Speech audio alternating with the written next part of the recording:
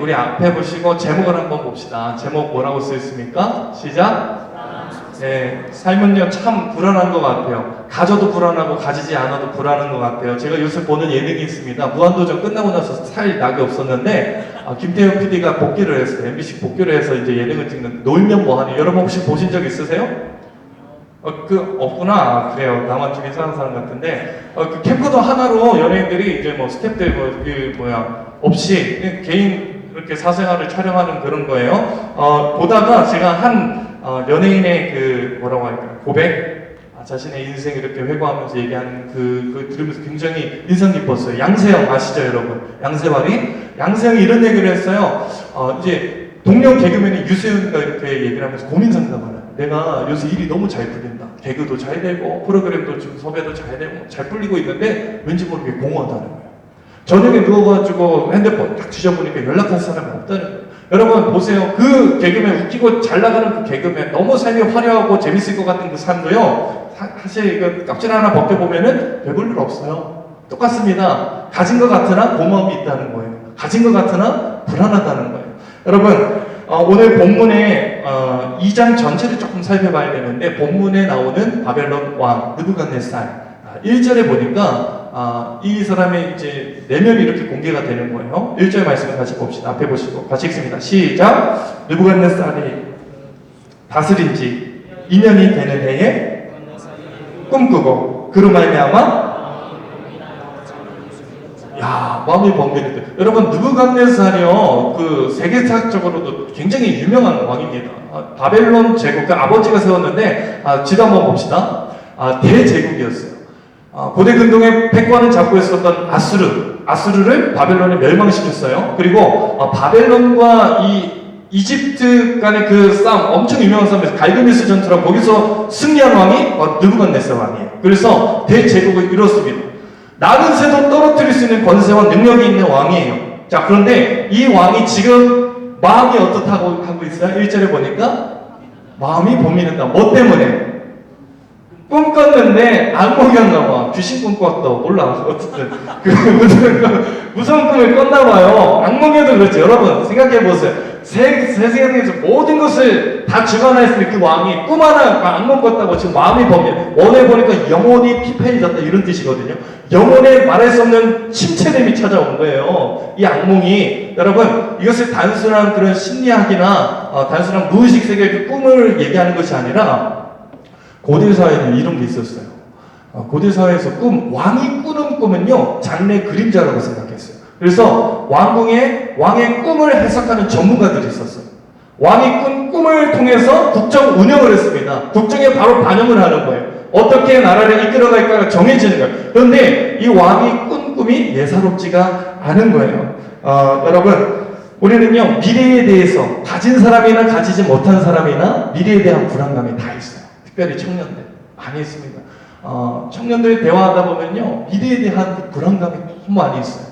청년들뿐 아니라 어른들도 그래요. 제가요 작년에 이제 교구 사역하면서 정말 집집마다 돌아다니면서 뭐 잘 사는지 뭐 그런지 뭐 이렇게 다니면서 했는데 세상에 아파트에 복도가 있는 집을 들어가 봤어요. 방이 몇 개인지 셀 수가 없어요.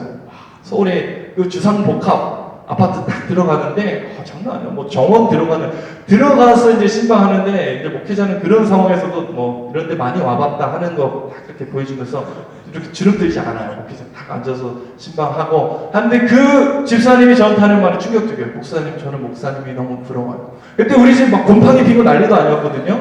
방 하나 있고 그런 집에 사면 제가 부럽대요. 너무 불안하다. 자식들도 잘 됐습니다. 승승장구하고요. 잘 나가요. 그 집사님 누구나 다 부러워할 사람이에요. 그런데 불안하다. 여러분 신앙이 있거나 없거나 사실이요. 신앙이 있다고 하지만 우리 삶이 불안해요. 인정할 거 인정하셔야 돼요. 미아리 가면 점집들이 많이 있거든요. 플래카드 붙어 있어요. 집사, 권사, 대환영 50% DC 뭐 이런 거 붙어 있어요. 신앙이 있으나 없으나 우리는요 불안해요. 미래에 대해서 확실하지가 않기 때문에 무섭습니다. 여러분 자 그때 느부갓네살 왕이 의지했던 것이 무엇입니까? 2절 3절을 봅시다. 자 2절 한번 같이 읽을게요. 시작. 왕이 그의 꿈을 자기에게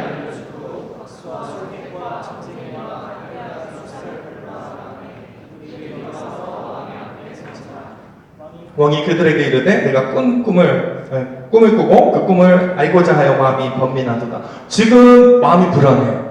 답답해요. 앞이 보이지 않습니다. 이때 느부갓네살이 붙잡은 게 뭐예요?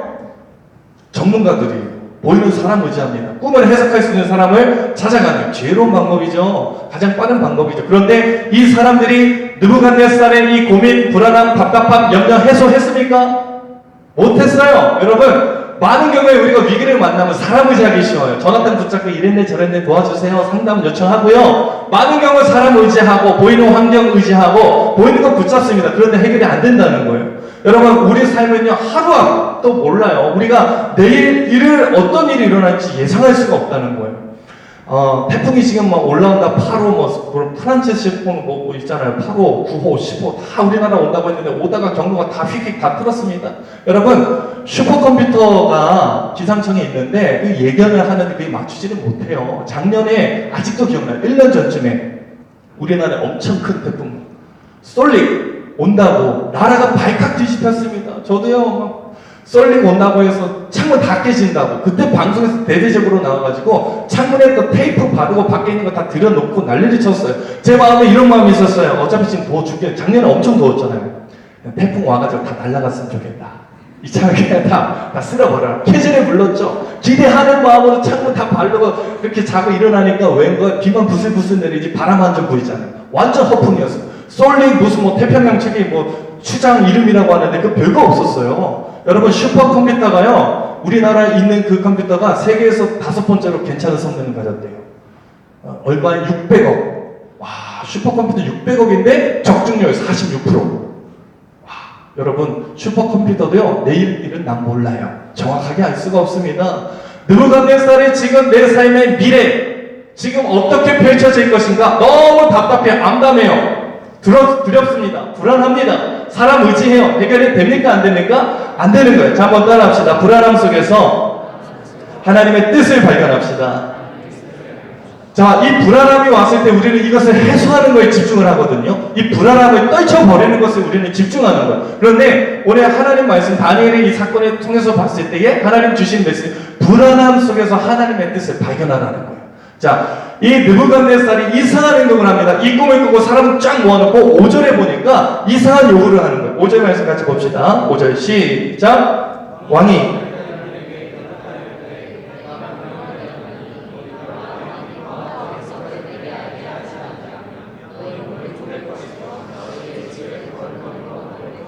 자, 보세요. 지금 요구하는 것이 있습니다.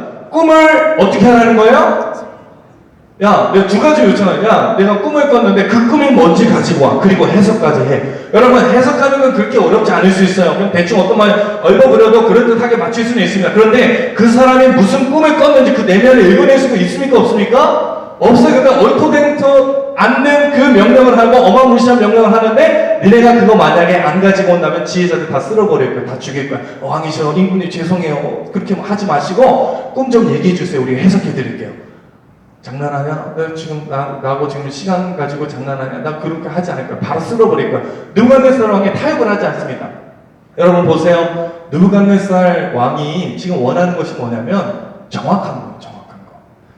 그 꿈에 대해서 어떤 꿈을 꿨는지를 가지고 오고 거기에 대한 해석을 가지고 오라는 것은 수많은 사람들이 있지만 정확한 정보를 원하는 거예요. 미래에 대해서 정확한 정보를 원하는 거예요. 왜 그랬을까요? 여러분, 고대 근동의 패권을 쥔 왕입니다. 수많은 경쟁자들이 있어요. 불안해요. 놓칠까봐. 움켜진 것을 놓칠까봐 불안합니다.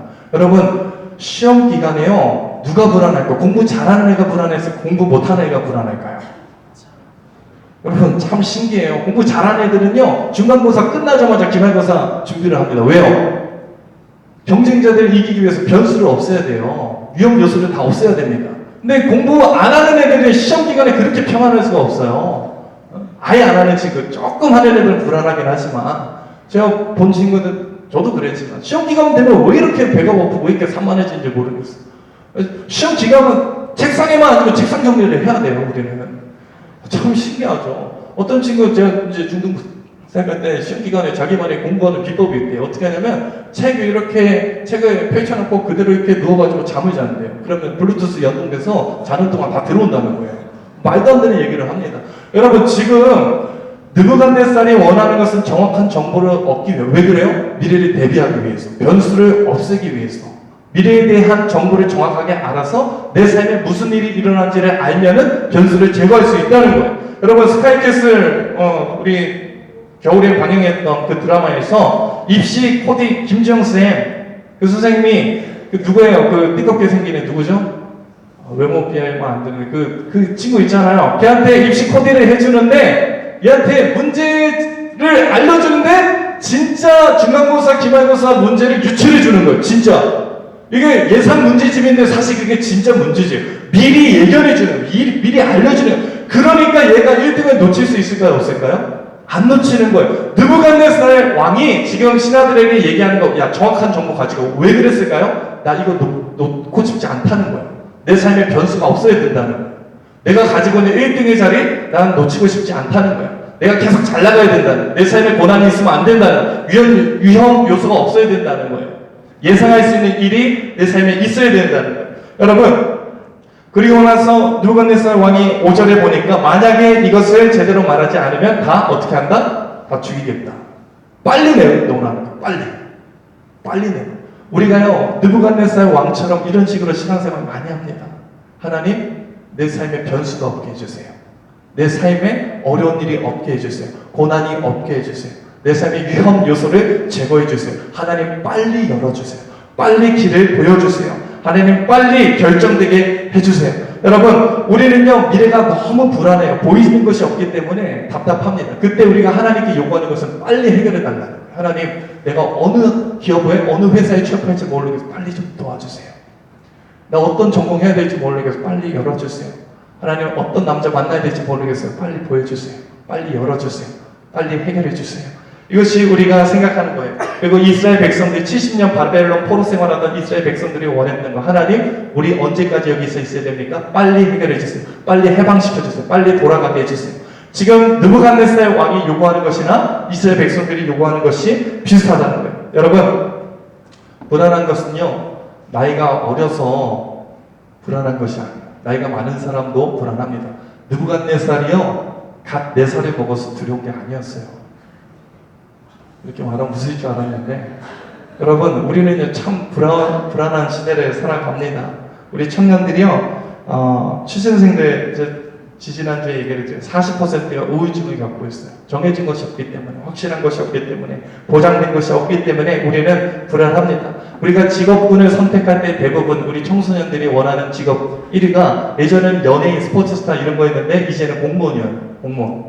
공무원이 나쁘다는 얘기 아니에요. 그런데 아이들이 왜 공무원을 선택하느냐? 거기에 대한 뜻이 있고 길이 있어서가 아니라 평안하고 안정된 철밥통, 그것 때문에 선택한다는 거예요. 바뀌었어요. 요새는 또 이 공무원에서 바뀐 게 건물주예요. 내 삶에 변수가 없었으면 좋겠다. 큰 어려움이 없이 그냥 그렇게 살고 싶다는 거예요. 여러분, 우리는요 좋은 학교, 좋은 직장 가고 싶습니다. 왜 그래요? 삶의 변수가 없기 때문에. 대충 예상이 돼요. 그 학교 나오면은 내 삶이 어떻게 풀려지고 굴러갈지 대충 예상이 됩니다. 좋은 직장 들어가면 내 삶이 어떻게 펼쳐질지 대충 예상이 되는 거예요. 그래서 내 삶에 많은 경우에 변수가 없어야 되고 빨리 가기 위해서 내 삶에 고난이 있으면 안 된다. 그렇게 얘기를 하는 겁니다. 2주 전에 제가 오랜만에 고향에 김제 갔더니 수련회 기간이었어요. 그래서 아버지, 형 다 모여가지고 수련회 하고 있는데 저희 집에서 아빠, 형 다 담임 목사고 저만 부목사.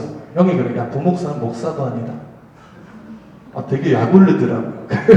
그래가지고 제 안에 나도 빨리 담임 목사 돼야겠다. 조급함이 조금 생길 것 같은데 아직은 괜찮아요. 아직은 괜찮고 이상하게 36대 다 담임 목사가 돼. 아버지도 그렇고 형도 그렇고. 저 3년 남았거든요 이제. 기도해 주세요. 그런데 우리는 빨리 가고 싶은 거예요. 하나님의 뜻보다는요, 우리는요, 하나님을 이용해서 내 삶에 평안함을 추구해요. 내 삶에 고난이 있으면 안 되고, 변수가 있으면 안 되고, 위험 요소가 있으면 안 되고, 빨리 열려지고, 빨리 해결되고, 빨리 들어가고, 빨리 쫙쫙 이렇게 나아가고 싶은 것이 우리의 모습입니다. 자, 그런데 이 불안함이 누구도 피해가지 않아요. 여러분, 성도의 삶에 불안함이 없다는 착각을 하지 마세요. 반드시 있습니다. 필연적입니다. 오늘 다니엘의 인생 가운데 불안한 현실이 찾아왔어요. 자, 느부갓네살 왕이 바벨론의 지휘자들을 다 죽이는 그 칼날, 다니엘은 피해갔을까요? 아니에요. 다니엘의 목 앞에도 이 칼날이 드려졌다는 거예요. 자, 하나님께서 다니엘에게 불안한 상황을 허락하셨어요.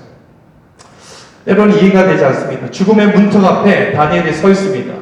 여러분, 다니엘이 참 답답했을 거예요. 왜 그럴까요? 왕궁 그 학교를 이제 막 졸업했거든요. 이제 앞길이 열려져 승승장구할 수 있는 거예요. 로스쿨 이제 졸업해서 사법연수원 이제 다 끝내놓고 이제 쫙 나가면 되는데 거기서 길이 막힌 거예요. 지휘자들을 다 죽이라는 명령, 얼토당토 않는 말도 안 되는 그런 명령 때문에 다니엘이 불안해합니다. 그런데 이 불안한 상황에서 다니엘의 태도, 반응이 느부갓네살과 다르다는 거예요. 자, 18절 말씀해 봅시다. 자, 17절, 18절인데요. 17절을 제가 읽습니다. 이에 다니엘이 자기 집으로 돌아가서 그 친구 하나냐와 미사엘과 아사랴에게 그 일을 알리고 18절에 같이 읽습니다. 시작. 하늘에 계신 하나님이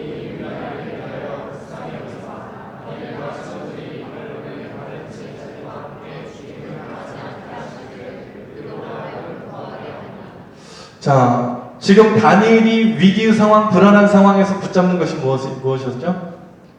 하나님 붙잡았어요. 느부갓네살은 사람 의지했고요.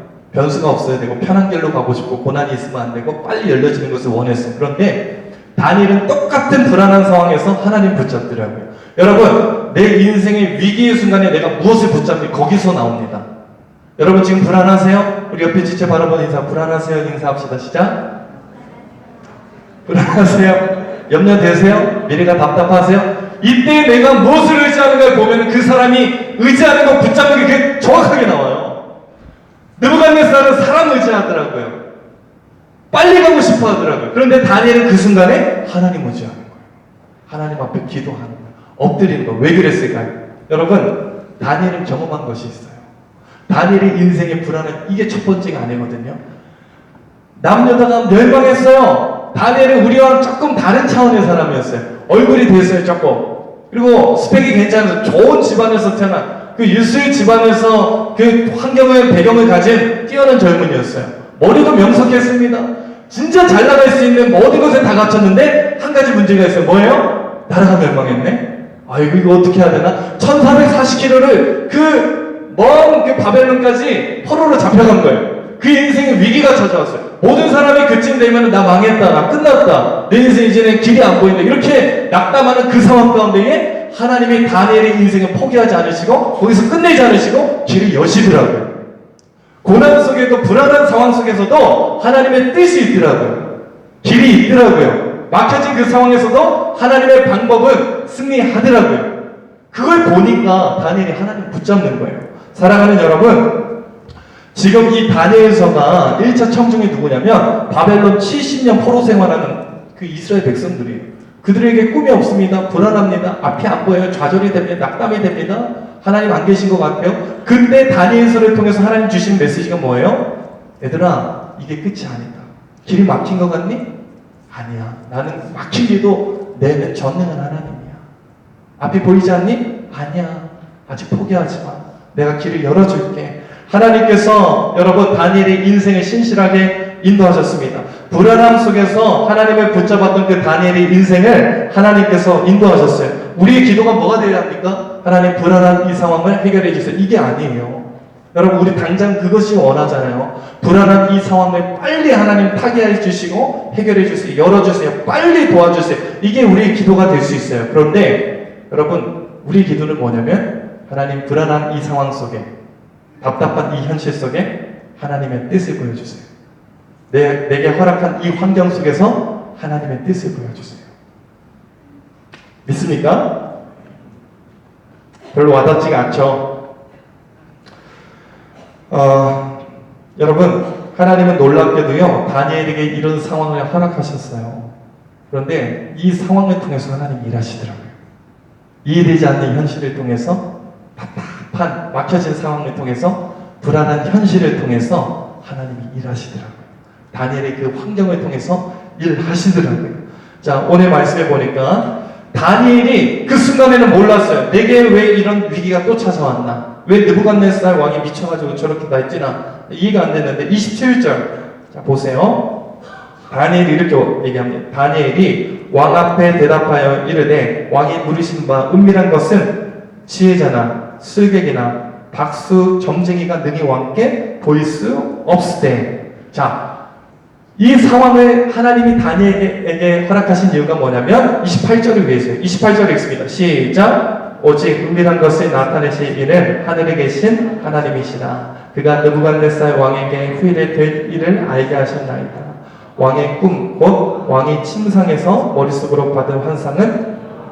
자, 하나님이 느부갓네살의 꿈을 누구를 통해서 보여주신 거예요, 지금? 누구를 통해서 보여주신 거예요? 다니엘. 자, 28절의 말씀 보니까, 자, 색깔로 이렇게 칠해져 있죠? 그가, 오직 은밀한 것을 나타내실 이는 하늘에 계신 하나님이시다. 그 하나님이 느부갓네살에게 미래의 일을 보여주셨다는 거예요. 29절에도 동일해요. 왕이여, 왕이 침상에서 장래의 일을 생각하실 때에 은밀한 것을 나타내시는 이가 장래의 일을 왕에게 알게 하라. 장래의 일을 누가 알게 했어요? 누가 알게 했어요? 하나님이 알게 했죠. 30절도 동일합니다. 자, 같이 한번 읽어보세요. 30절 시작.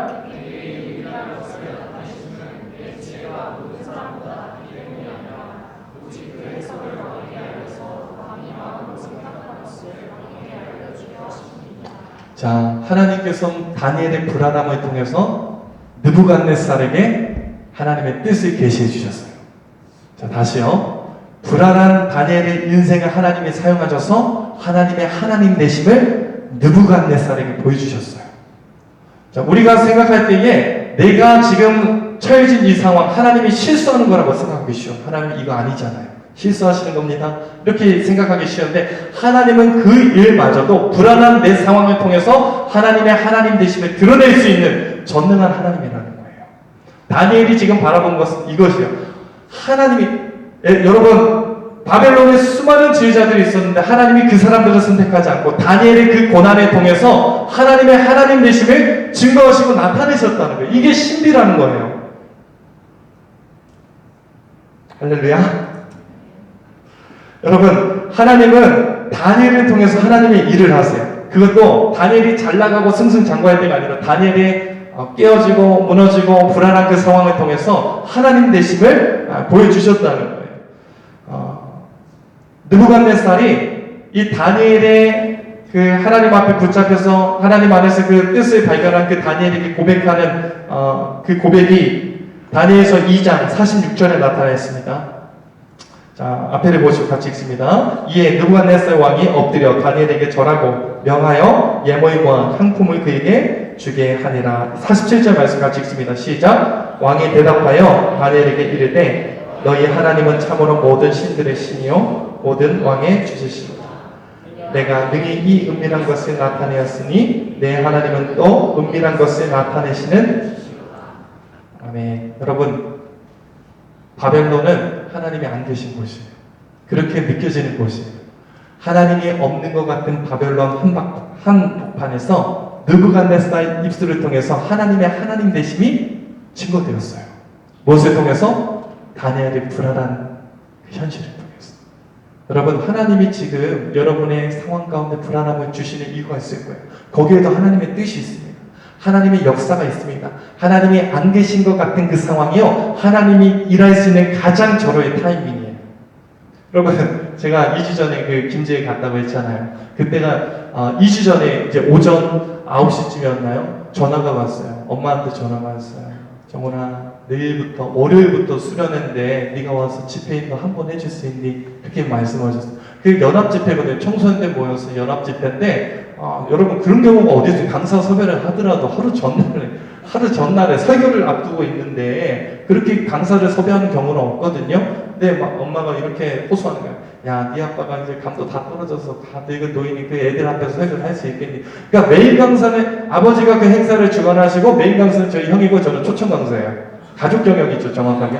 가족이 다 해먹는 그런 상황에서 저를 불렀어요. 여러분, 청소년 집회 정말 장난 아니, 기빨리 장난 아니거든요. 미치는 거거든요. 그게 설교자들의 무덤이 어디냐면 청소년 집회, 그것도 첫날에 이건 다 죽었으면 이거는 어떻게든 지금 죽은 나사로를 못 살리는 거예요. 주님도 못 하시는 일인데 그래 저한테 이렇게 감당하라. 제가 순교하는 마음으로, 효도하는 마음으로 엄마 아빠 얼마나 도와드리겠나 그런 마음으로 갔어요. 여러분 정말 불안했거든요. 설교 준비 다시 설교 안 하려고 했어요. 그냥 가가지고 그냥 놀라고 그냥 옷도 안 챙겨갔어요. 정장도 안 챙겨가고 그냥 갔단 말이에요. 너무 불안했어. 집회하는데 애들이 한 160명 막 모여있거든요. 청소년들 바글바글하고. 여러분, 걔들한테 설교하는 거 정말 쉽지 않아요. 160명이 앉아있는데 제가 너무 불안했거든요.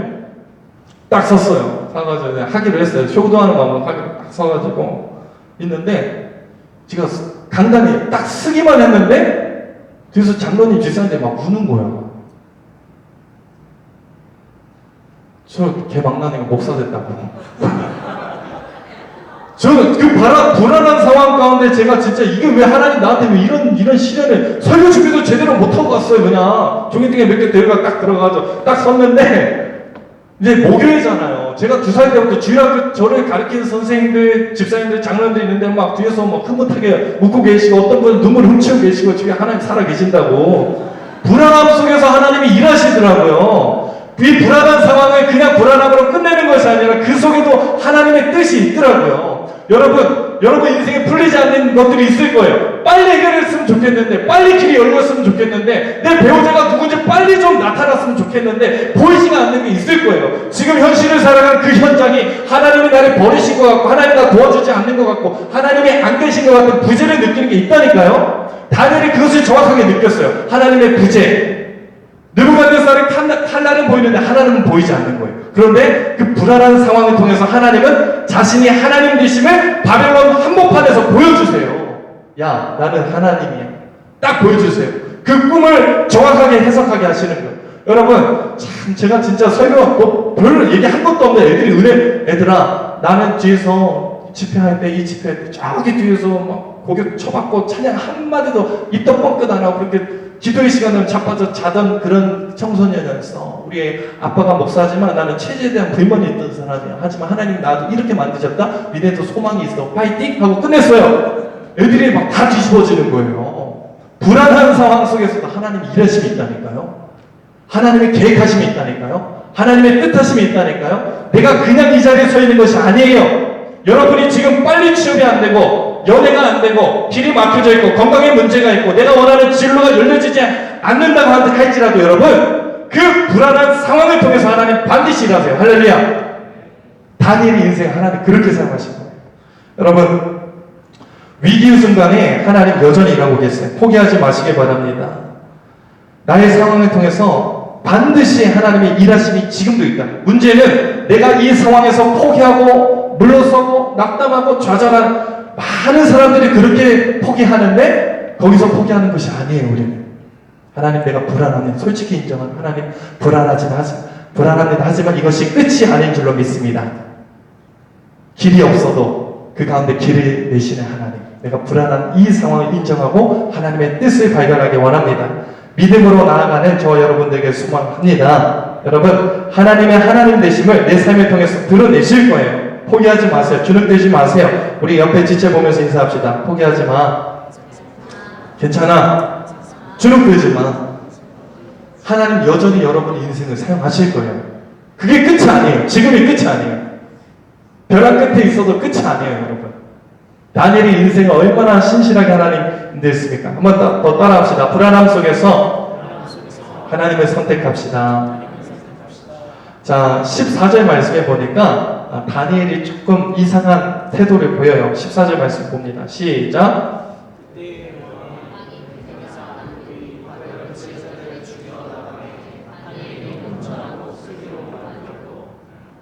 자,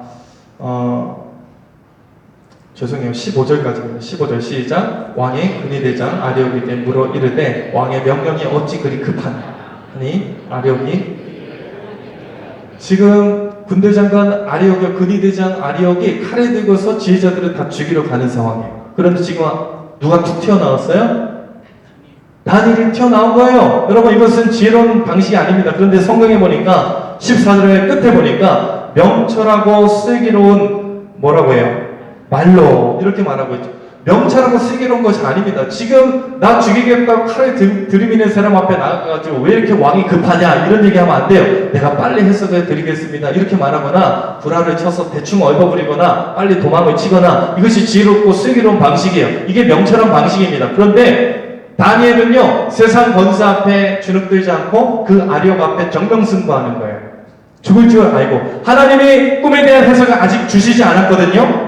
진짜 이거 겁대가리를 상실한 거예요 사실. 그런데 아력 앞에 주눅들지 않고 모든 사람이 거기에 다 주눅들고 다 그것을 인정하고 다 쓰러지고 넘어지고 다 죽어가는 그 현실 속에서 아력과 정면승부하는 거예요 다니엘. 여러분 참 미련하고 무식하고 무대뽀 같아요. 명철과 슬기 전혀 상관없는 것 같은 그 삶의 방향성으로 다니엘이 나아갔어요. 자, 그런데 다니엘이 나아간 이 방식이 무엇인가? 하나님을 선택한 거예요.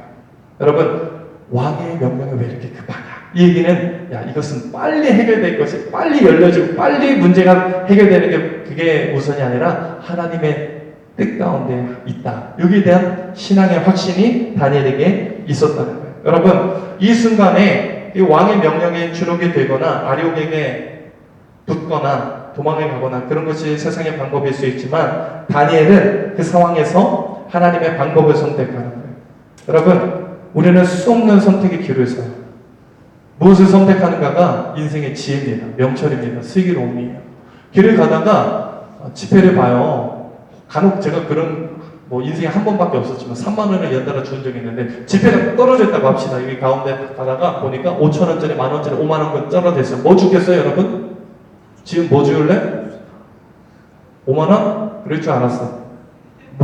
뭐 줘야 돼요? 다 줘야 돼요. 그 선택하는 그 지혜, 이게 전체를 선택하는 것이 지혜잖아요. 그런데 지금 사실은요 여기서 하나님의 방법대로 선택하는 것은 미련한 일입니다. 하지만 다니엘이 하나님을 선택했던 거예요.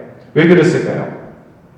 여러분, 다니엘이 인생에서 잊을 수 없는 기억이 있었어요. 소년 때 바벨론의 포로로 잡혀갔을 때에 환관장 앞에 섰을 때 모든 사람들이 그 특목고에 들어가서 성공이 보장된 그 학교 안에서 공부하고 왕의 진미 포도주 먹고 있을 때에 다니엘 한 사람은 뜻을 정했어요. 느부갓네살 왕에게 붙지 않고 하나님께 붙기로 뜻을 정했습니다. 하나님을 선택했어요. 그때 하나님께서 다니엘을 능하게 하신 거예요. 여러분, 우리 삶에서 수많은 선택의 기로가 있고요. 불안한 현실 속에 있습니다. 이때 우리가 무엇을 선택하는 것인가가 진짜 지혜라는 거예요. 성경이 말하는 것은 삶의 수많은 선택의 기로에서 세상의 가치를 선택하지 말고 하나님을 선택해라. 그것이 당장 볼 때는 망하는 길 같고 안 되는 길 같지만 하나님이 길을 열어주신다.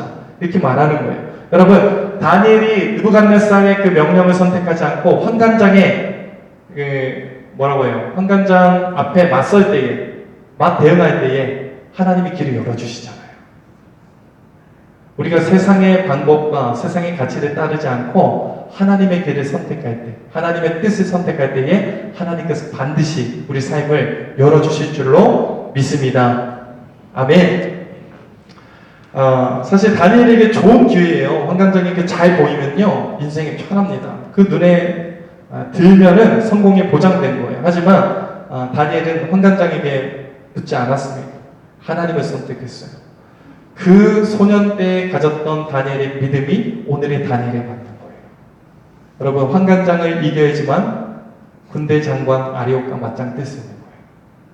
내 삶의 현장에서 작은 부분에 타협하지 않고 먹고 마시는 것이 때로는요 작은 부분일 수도 있는데 거기에 대해 합리화하지 않고 타협하지 않고 하나님을 선택하는 그 믿음이 오늘 아리옥 장군과 맞서 싸울 수 있는 믿음의 위대한 용사인 다니엘을 만드는 거예요. 자, 우리가 동성애 반대 운동도 좋고 수많은 사회 운동도 좋고 시대와 맞서고 위대한 하나님의 일을 하는 거 다 좋아요. 그런데 여러분, 기초가 갖춰지지 않고 내 삶에 환관장과 싸움에서 이겨본 경험 없이 아력과 맞짱 뜨면 다 맞아 죽습니다. 다 짓밟혀 죽는 거예요. 여러분, 밥 먹을 때 기도하는 거 먼저 하세요. 먹고 마시는 작은 부분, 술, 담배 끊는 거, 세상 문화 타협하지 않는 작은 가치관의 그 합리화 타협, 여기서부터 승리하지 못하면 우리는 결코 아려고 넘을 수 없는 거예요. 다윗이 하루아침에 골리앗 때려잡은 것이 아닙니다. 삶의 자리에서 선택의 길에서 하나님을 끊임없이 선택한 거예요. 사자, 곰 달려올 때에 물맷돌 던지던 그 실력이요, 절체절명의 위기의 순간에 마주했을 때에 하나님을 붙잡는, 하나님의 능력에 힘입는 그 경험이 되는 거잖아요. 우리 안에 여러분 회사 출근해서 학교 처음 가가지고 큐티하는 그 습관이요, 나중에 수많은 유혹과 가치관의 혼란 가운데 있을 때 무엇을 선택할까 기로에 섰을 때에 우리는 선택할 수 있는, 주저하지 않고 하나님을 선택할 수 있는 위대한 기본기가 되는 거예요. 여러분 운동선수도 악기를 연주하는 연주자들도 기초가 없이는 다 무너집니다. 여러분 기본기가 튼튼해요. 손흥민이 그 세계적인 축구 선수였는데 8살 때 축구를 시작해서 14살 때까지 리프팅만 했대잖아요. 기본기 닦았대요. 기본기. 다니엘에게 이 기본기가 갖춰졌던 거예요. 바벨론에서 왕의 진미 얼마나 먹고 싶었을까. 부모 형제 다 떠나와가지고 그 외로운 그 현장에서, 하나님 계시지 않는 그 현장에서 내가 먹고 싶은 거 먹고 마시고 싶은 거 마시고 싶은 그 유혹, 그 가치관의 혼란 속에서 하나님을 선택하지 않을 수 있어요. 그런데 그 작은 부분이 타협하지 않고 합리화하지 않고 하나님을 선택하는 믿음이 다니엘에게 있었다는 거예요. 여러분 우리 인생은요, 환관장에게 잘 보여서 풀려지는 인생이 아니에요. 사람의 눈치 그렇게 봐요. 그렇게 봐요. 저도요 철산동에서 침도 안 뱉잖아요. 가다 보면 저도 모르는 사람들이, 뭐 집사님 장로님들은 아니지만 모르는 분이 저한테 인사하고, 나름 그래도 그 이쪽 지역에, 여기 철산동은 좀 공인인 것 같아요. 어쨌든 사인해 줄까요? 어쨌든 그런데 침도 안 뱉는데, 한도 가서는 침 안 뱉어요. 한도도 잘 안 뱉는데, 여러분 교회 이제 아내가 하는 얘기, 여보 교회에서랑 집에서 너무 다르다고, 청년들한테 그렇게 친절하게 하는 것처럼 나한테 반만이라도 해보라고 항상 그러거든요. 여러분 우리가 사람 눈치는 진짜 많이 봐요. 근데 하나님 눈치는 잘 안 봐요. 진짜 신기하죠. 바벨론에 하나님 계시지 않는다고 생각한다니까요. 그리고 먹고 마시는 거 다 먹습니다. 다 합리화해요. 다 탈락해요. 다 넘어져요. 그리고 하나님 바라보지 않아요. 그런데 무슨 아리옥과 싸움을 합니까? 다 죽어가는 그 상황 가운데 신앙의 절개를 어떻게 지키냐고요. 사랑하는 여러분, 우리 옆에 지체 보면서 인사합시다. 눈치가 그렇게 없냐? 시작. 하나님 눈치 좀 봅시다. 여러분 우리 삶의 자리에서 정말 하나님을 선택할 수 있는 그런 믿음이 있기를 소망합니다. 다니엘이 수많은 그 환경과 그 역경과 유혹 속에서 하나님을 바라보고 하나님을 선택했던 거죠. 제가 요새 새벽에 참 마음에 기쁨이 있는 게, 수요 새벽 기도회가 뭐 끊임없이 진행이 되지만 그 더불어서 평일 새벽에 우리 청년들이 나와서 기도하는 우리 지체들이 있다는 거예요.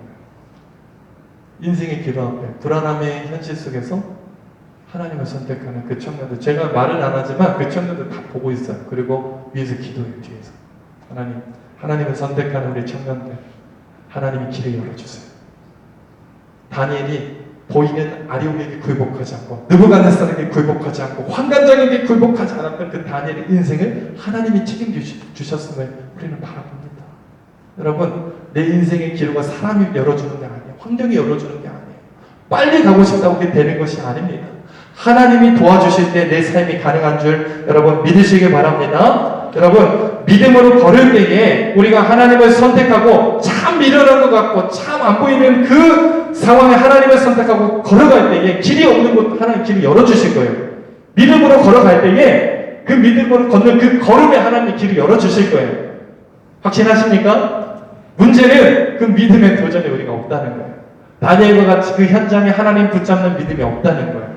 자, 이번 주 이제 금요 기도회가 청년 주간 기도입니다. 여러분 우리 청년들 많이 나오긴 해요 요새. 그런데 제 욕심으로는 정말 이 자리가 오늘 지금 모여있는 이 포맷, 이 자리, 이 지정석 그대로 딱 일주일 후에 금요일 딱 이 자리 지정석에 앉아서 정말 뜨겁게 예배하고 기도하는 그런 시간 되었으면 좋겠어요. 삶의 기로에서 하나님 선택하는 청년들 이 자리에 차고 넘치길 간절히 소망합니다. 여러분 그때 하나님께서 우리 삶을 인도하시고 역사하실 거예요. 사람의 나라는요 다 망합니다. 다 없어집니다. 이 꿈의 결국이 무엇입니까? 자, 31절 말씀을 보니까, 자, 이 큰 일이 일어나는 거예요. 31절 보면서 우리 그림 한번 봅시다. 이 느부갓네살이 꿨던 꿈의 그림이에요. 자, 그림 봅시다. 이 그림인데, 자, 31절 봅시다. 왕이여, 왕의 한 큰 신상을 보셨나이다. 그 신상이 왕의 앞에 섰는데, 어떻대요? 크고, 광채가 매우 찬란하다. 그 모양이 심히 두려웠다. 32절에 보니까 뭐 순금이 있고요, 가슴에는 은이 있고, 배에는 넓적거리는 노시고, 종아리는 쇠고, 발은 뭐 쇠하고 진흙 섞였고, 화려합니다. 31절에 보니까 너무 크고 두렵고 막 찬란한 그런 그림이에요. 이것이 세상의 힘이고 세상의 가치라는 거예요. 그런데 여러분, 이것이 영원하지 않다는 거예요. 느부갓네살 왕이 꿨던 꿈의 결론이 무엇이냐? 세상 나라는, 세상 힘은, 바벨론의 힘은 결국 한계가 있다는 거예요. 자, 34절 말씀 같이 읽습니다. 시작. 또 왕이 보신즉 손대지 아니한 돌이 나와서 신상의 쇠와 진흙에 발을 쳐서 부서뜨리매. 35절. 그때에 쇠와 진흙과 놋과 은과 금이 다 부서져 여름 타작마당에 겨같이 되어 바람에 불려 간 곳이 없었고, 우상을 친 돌은 대사를 이루어 온 세계에 가득했다 얘기하고 있습니다. 여러분, 세상의 권세가 지금 봤을 때 너무 화려하고 크고 아름답고 찬란하고 두려워 보일 수 있어요. 우리가. 그런데 한 돌이 나타나서 그것을 다 부서뜨리잖아요. 이 돌이 무엇입니까? 영원한 하나님 나라를 말하는 것이잖아요. 여러분, 세상의 가치, 세상의 능력, 세상의 권세는 한계가 있습니다. 영원한 것이 아니라는 거예요. 우리 외모도 그렇고, 우리 잘난 뭐 어떠함도 그렇고, 우리 뭐 스펙도 그렇고, 능력도 그렇고, 제가요, 10대 때, 20대 때 정말 운동을 좋아해서 제가 뭐 체대에 가고 싶었어요, 예전에. 정말 운동을 좋아했고. 근데, 요새 들어서 이제 목사님들이랑 축구할 때는 여전히 제가 뭐 호날두, 요새 호날두 하면 안 돼. 우리 형이 바뀌었어요. 메시와 같은 활약을 하거든요. 우리 청년들과 축구를 하면은 조금 제가 한 템포, 좀 내가 나이를 먹었구나, 이런 생각이 들어요. 제가 엊그저께 평생 축구 한 20여 년 하다가 처음으로 다쳤어요. 관절은 아니고 인대를 다쳤는데, 나이를 들어가는구나, 이렇게 생각을 해요. 우리 청년들 지금 뭐 얼굴 뭐 피부 탱탱하고 보송보송하고 뭐 괜찮은 것 같고 그렇죠? 금방 끝나요, 그거. 얼마 가지 않습니다. 여러분, 영원한 것은 세상에 없다는 거예요. 제가 좋아했던 아이돌 가수들 지금 애엄마, 아줌마 다 됐습니다. 여러분, 지금 뭐 20대 초반의 청년들은 BTS 되게 좋아할 거잖아요. 언제까지나 걔들이 오빠일 것 같으세요? 아니에요. 금방 끝납니다. 세상 가치, 권세, 능력 금방 끝난다는 거예요. 저 화려한 신상 앞에 보세요. 저 화려한 금으로 머리를 치장한 그 휘황찬란한 그 가치가 속절없이 무너지고 다 부서지고 다 변절되잖아요. 하나님의 나라, 그러니까 하나님의 권세 앞에 다 쓰러지잖아요. 여러분, 세상의 권세는 화려하고 아름다워 보일지라도 분명히 끝이 있습니다. 하나님 나라는 투박해 보여요. 되게 가치 없어 보여요. 그냥 돌멩이 같거든요. 아무도 거들도 안 보는데 그 돌멩이 같은 하나님 나라의 가치가 세상의 가치를 무너뜨리잖아요. 이게 복음의 능력이에요. 영원한 것. 세상의 것은 영원하지 않지만 하나님의 것은 영원합니다. 그렇게 우리는 영원한 것을 선택할 수 있는 거예요. 사랑하는 여러분, 한번 따라합시다. 불안함 속에서 하나님의 뜻을 선택합시다.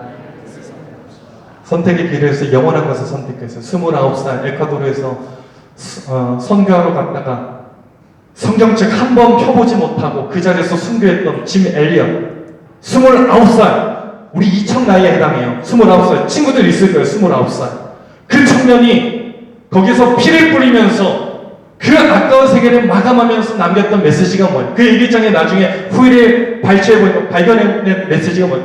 영원한 것을 위해 영원하지 않는 것을 포기하는 것은 결코 어리석은 일이 아니다. 다시요. 영원한 것을 위해 영원하지 않은 것을 포기하는 것은 결코 어리석은 것이요. 사람들은 다 어리석다고 해요. 다 낭비라고 합니다. 그게 무슨 짓이냐고. 그 젊은 나이에 자기 뭐 복음 제대로 전해보지도 못하고 죽었던 그 젊은이를 향해서 진짜 미련한 선택했다고 말해요. 지혜롭지 못하다고 말합니다. 하지만 하나님 나라의 가치는 그것이 아니에요. 영원한 것. 영원한 것을 선택하는 것이 진짜 가치 있는 삶입니다. 그때 하나님께서 내 삶을 하나님의 방법으로 이끌어 주실 거고, 열어 주실 거고, 인도하실 거예요. 사람은 내 앞의 일을 한참도 알 수 없어요. 하지만 하나님이 보여주신 저 신상의 내용이 뭐예요? 앞으로 일어날 대제국들의 그 역사, 그 시간의 흐름에 따라 이루어질 그 세속의 역사를 하나님이 한눈에 보여주시잖아요. 우리는요, 내가 살아온 과거, 현재밖에 못 봐요. 하지만 하나님은 영원하시잖아요. 내 삶의 과거와 현재를 넘어서 미래까지 꿰뚫고 계세요, 하나님은. 그러기에 내가 봤을 때 지금 미련한 것 같지만 하나님을 선택하는 거예요. 왜요? 그 영원하신 하나님이 내 삶을 주관하고 계시기 때문에. 내 삶의 현재와 미래를 다 주관하고 계시기 때문에 우리는 하나님을 선택할 수 있는 것입니다. 운전을 잘하는 게 아니라 때로 이렇게 같은 목적지 설정해놓고 가면은 제가 아는 경우에 먼저 도착해요. 저는요, 운전을 잘하는 게 아니라 딱 한 가지거든요. 내비게이션의 말에 그냥 순종해요. 내비가 보여주는 대로. 많은 사람들은 내가 아는 길이라고, 이게 빠른 길이라고 그냥 가는데, 내비는요, 요새 내가 참 좋아요. 실시간으로 위성에서 쏴가지고 교통량에 따라서 인도를 해주잖아요. 그러니까 빠른 길이라고 빨리 가는 게 아니라 교통량이 적은 길로 안내해주거든요. 저는 계속 이거를 뭐라고 해요? 새로 고치면 눌러가지고 그렇게 교통량 없는 대로 이렇게 가거든요. 내비가 가라는 대로. 여러분, 우리는요, 현재 내게 주어진 그 상황, 현실밖에 못 봐요. 하지만 하나님은 나의 과거, 현재, 미래 다 보고 계세요, 한눈에. 그렇기 때문에 우리는 하나님을 선택할 수 있는 것입니다. 말씀을 줄여 마칠게요. 여러분, 장래일을 우리가 알 수 없습니다. 수많은 불안한 현실 가운데 살아가요. 내 인생은 내가 해석이 안 되고 내가 이해가 안 되는 경우가 많이 있습니다. 내가 누군지는 몰라요. 저도 그래요. 제가 목회자가 될 줄 꿈에도 몰랐어요. 제 전공과 전혀 상관이 없어요. 영문학 전공했는데 왜 여기 있는지 모르겠어요. 저도 제가 누군지를 잘 몰라요. 사실 내 미래가 어떻게 펼쳐질지는 몰라요. 저희 딸은 아내가 저한테 이제 딸한테 아빠 뭐 하는 사람이야? 축구하는 사람이야. 이렇게 얘기를 해요. 아빠가 목사인지도 몰라요. 그러니까 딸도 저를 모르고 나도 저를 모르고 누구도 저를 몰라요. 하나님만 아세요. 내 삶의 미래를 하나님만 아세요. 그렇기 때문에 하나님께 우리는